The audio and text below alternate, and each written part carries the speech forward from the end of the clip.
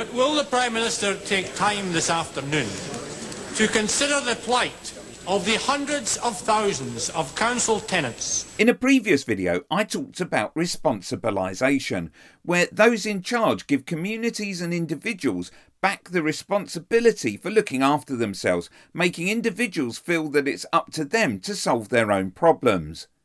This responsibilisation was at play when Thatcher decided to sell off the council homes, Who've been encouraged by this government to buy their council house. Is it not time the government reconsidered its policy of cutting support for council housing in order to bring pressure on council tenants to buy their houses by forcing up council rents? So as you can hear, there was pressure on individuals to buy their own council houses even if they'd preferred not to. Let's hear Thatcher's reply. Mr. Speaker, as the Honourable Gentleman is very well aware, we put through a policy of purchasing council houses by their tenants, a policy which was bitterly opposed by the Labour Party, a policy from which many, many people have profited and are very grateful for that.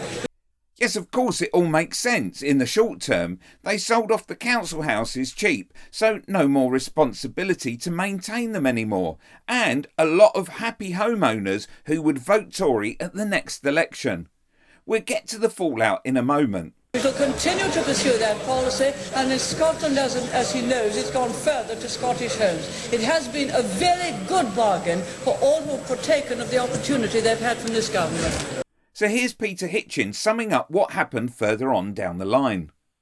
If the government really wanted to take the issue of housing seriously, then it would reconsider the grave mistake made by Magaret Thatcher and Michael Heseltine in the 1980s of getting rid of council housing, because it was an extremely useful way in which people could, particularly young families, find places to live, houses with gardens in proper communities, which they could afford and which they could move to and from if they wanted to move jobs. All that's gone. And we have instead either buy your own house at an immense expense in spending huge amounts of money, paying interest on a debt that never seems to go away, or being stuck in the absolute scandal of housing benefit, which costs more than the Royal Air Force and seems to me to be the most inefficient and unpleasant way of delivering housing support that anyone's ever thought of. Alan? Well, I think it's somewhat low horizons and low in ambition.